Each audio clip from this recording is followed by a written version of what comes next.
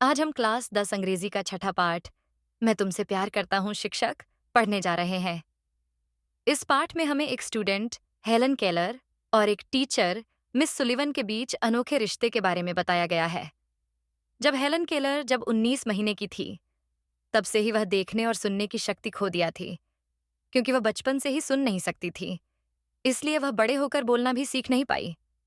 उसके माता पिता इस बात को लेकर बहुत चिंतित रहा करते थे। फिर उन्हें एक दिन मिस सुलिवन के रूप में एक टीचर मिली, जो खास अंधे और बहरे बच्चों की टीचर थीं। मिस सुलिवन से मिलने के बाद हेलन के जीवन में एक नया मोड़ आया। यहाँ हेलन केलर ने जीवन के उस परिवर्तनकारी क्षण का वर्णन उनकी अपनी खुद के ही शब्दों में किया है। हेलन केलर कहती है कि मुझे अभी भी वह खूबसूरत सुबह याद है। वह साल 1887 का समय था। तब मेरी उम्र लगभग 7 वर्ष थी। मेरी टीचर एनी सुलिवन जब पहली बार हमारे घर आई थीं, वह मुझसे मिलकर बहुत खुश थी। वह अगले दिन मुझे अपने कमरे में ले गई और खेलने को एक सुंदर गुड़िया दिया। मैं कुछ देर तक उस गुड़िया के साथ खेलती रही। फिर मिस सुलिवन ने मेरी हथेली पर कुछ उंगलियों से संकेत किया। मेरे लिए यह एक रोमांचक अनुभव था। मुझे यह खेल बहुत अच्छा लगा और मैं भी उनके द्वारा किए गए संकेतों की नकल करने लगी। जब मैं भी उनकी तरह इशारा करने में सफल हुई, तो मुझे अपार खुशी हुई। मुझे यह नहीं पता था कि मैं डाल लिख रही थी। कुछ दिन बाद हम दोनों अपने बगीचे में टहल रहे थे। अचानक मेरी टीचर ने मेरा हाथ पानी के नल के नीचे रख दिया। जैसे ही ठंडे पानी की धारा मेरे एक हाथ पर बहने लगी, उन्होंने मेरी दूसरी हथेली पर वाइंटर लिखा। हम यह खेल हर रोज खेलते, अलग अलग चीजों को छूते। इस खेल ने मेरी आत्मा को जैसे जगा दिया था। मुझे पहली बार यह एहसास हुआ कि दुनिया में हर चीज का एक नाम होता है। हर नया नाम मेरे अंदर एक नए सोच को जन्म दे रहा था।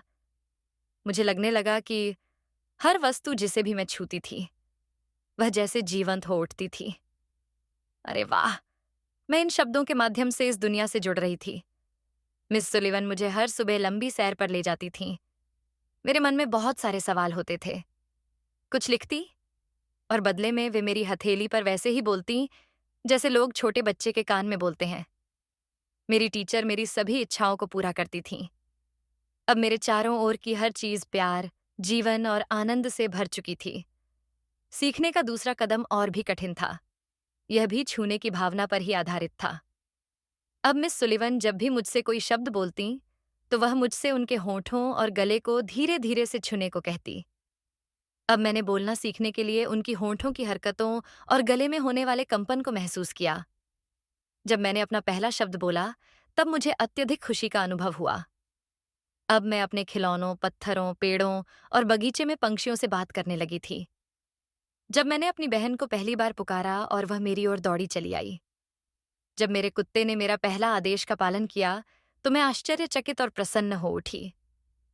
मैं अब थोड़ा थोड़ा बोलने लगी थी। यह मेरे लिए किसी चमत्कार से कम नहीं था। आगे जब मैंने और भी ध्यान से पढ़ना शुरू किया, तो मुझे मेरी पढ़ाई खेल की तरह लगने लगी। जब भी कोई चीज मुझे आनंदित या आकर्षित करती, तो मिस सुलिवन मुझे उसके बारे में ऐसे बताती कि जैसे वह खुद एक छोटी सी बच्ची हो। उन्होंने मुझे विज्ञान जैसे कठिन विषय को इतने रोचक तरीके से पढ़ाया कि मुझे सब कुछ याद हो गया। आखिरकार मेरी शिक्षिका ने मुझे पढ़ाना शुरू किया। पहले मैंने उभरे हुए अक्षरों को पढ़ा और बाद में ब्रेल लिपि से पढ़ना सीखा। मैंने सिंपल टाइपराइटर और ब्रेल टाइपराइटर दोनों से लिखना सीखा। मैं एक शिक्षित स्त्री बनने की राह पर थी। मुझे मेरी क्षमताओं को विकसित करने का हर संभव अवसर दिया गया और मैंने उनका भरपूर उपयोग भी किया। मैंने अपने अंदर खूब सारा आत्मविश्वास विकसित किया, यहाँ तक कि मैं राष्ट्रपति क्लीवलैंड से व्हाइट हाउस में मिली। वर्ष 1890 में जब मैं लगभग 10 वर्ष की थी, तो मैं आगे की पढ़ाई के लिए पर्किंस इंस्टीट्यूशन चली गई। यहाँ भी मेरी टीचर एनी सुलिवन ने मुझे पढ़ाना जारी रखा। यहाँ मैं मुझ जैसे और भी कई नेत्रहीन बच्चों से दोस्ती कर सकी। मेरा अकेलापन अब कम होने लगा था और इससे मेरी शिक्षा में काफी सुधार हुआ। यहाँ मैंने लैटिन, जर्मन और गणित सीखा।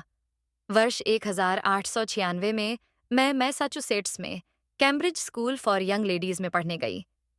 ये वास्तव में मेरे लिए एक बहुत बड़ी उपलब्धि थी, क्योंकि मैं देख और सुन नहीं सकती थी और मुश्किल से बात कर पाती थी।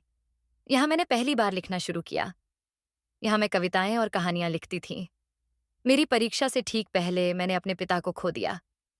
भावनात्मक रूप से विचलित होने के बावजूद भी मैंने परीक्षा में अपनी पूरी कोशिश की। मेरी टीचर मेरे साथ परीक्षा हॉल नहीं जा सकीं।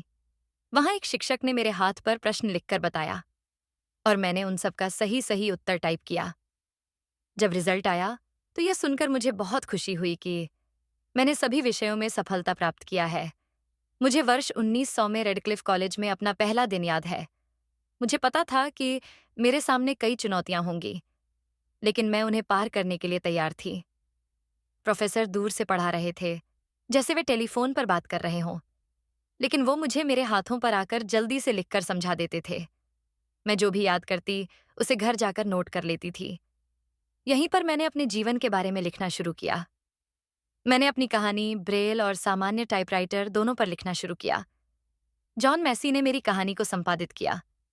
वर्ष 1903 में यह लेख एक पत्रिका में प्रकाशित हुआ और मुझे इसके लिए अच्छे पैसे भी मिले। हम सब, जो लोग दृष्टिहीन हैं, लुईस ब्रेल के उतने ही आभारी हैं जितना कि संपूर्ण मानव जाति गुटेनबर्ग का आभारी है।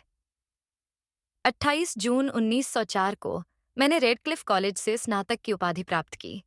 मुझे गर्व था कि मैं स्नातक की डिग्री प्राप्त करने वाली पहली दृष्टिहीन और बधिर महिला बनी। आर्ट्स की डिग्री प्राप्त करने के बाद मुझे ऐसा महसूस हुआ कि मुझे नेत्रहीन लोगों की सहायता करने के तरीकों के बारे में सोचना चाहिए। मेरे जीवन का मुख्य उद्देश्य नेत्रहीनों की दयनीय और उपेक्षित स्थिति के प्रति जागरूकता फैलाना था। उनकी छिपी हुई क्षमताओं और उनकी प्रेरणाओं को सबके सामने लाना था। मुझे न केवल अपने जीवन यापन के लिए धन जुटाना था, बल्कि उन परियोजनाओं को शुरू करने के लिए भी पैसे इकट्ठे करने थे, जो कि नेत्रहीनों के जीवन से अंधकार और उनके दुख को दूर कर सकें। मेरे मन में बस यह बात थी कि मुझे दूसरों को वही देना चाहिए जो कुछ मुझे मेरी शिक्षिका एनी ने मुझे दिया था। फिर अचानक मेरे जीवन में एक काला बादल छा गया। मैं इससे लेकर बहुत चिंतित रहने लगी थी। मेरी शिक्षिका की दृष्टि दिन प्रतिदिन कमजोर होने लगी थी। परिणाम स्वरूप वह ठीक से नहीं देख पाती थीं, लेकिन वह अपने इस कठिनाई से हार नहीं मानने वाली थीं। मुझे दुख हुआ कि उन्होंने मेरे लिए अपनी आंखों की परवाह नहीं की।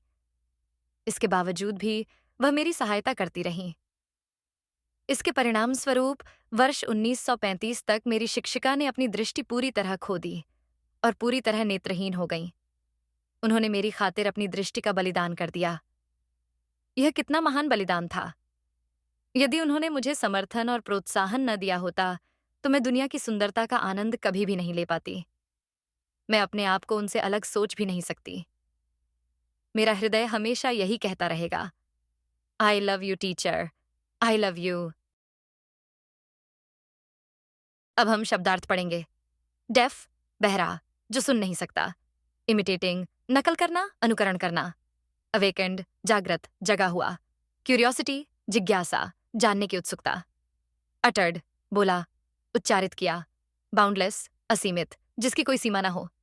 सैक्रिफाइस्ड, बलिदान दिया, त्याग किया। परस्वेड, मनाना, राजी करना। ओवरकम, जीत हासिल करना, काबू पाना।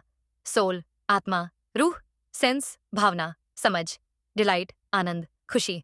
अमेज, आश्चर्यचकित करना, चकित करना। ओबे, पालन करना, आज्ञा मानना। मिरेकल, चमत्कार, एक अद्भुत घटना। ऑर्डिनरी, साधारण, सामान्य। पाथ, मार्ग, रास्ता। अपॉर्चुनिटी, अवसर, मौका। प्रोवाइड, उपलब्ध कराना, प्रदान करना। एबिलिटी, योग्यता, क्षमता। लोनलीनेस, अकेलापन, एकांत। डिसअपियर, गायब होना, अदृश्य होना। प्रोग्रेस, प्रगति, विकास। बेयरली, मुश्किल से, शायद ही। रैपिडली, तेजी से, शीघ्रता से। इंडेटेड, आर्णी, आभारी। हीड टू, ध्यान देना, सावधान रहना। गोल, लक्ष्य, उद्देश्य। इन्नेट, जन्मजात, प्राकृतिक, स्वाभाविक।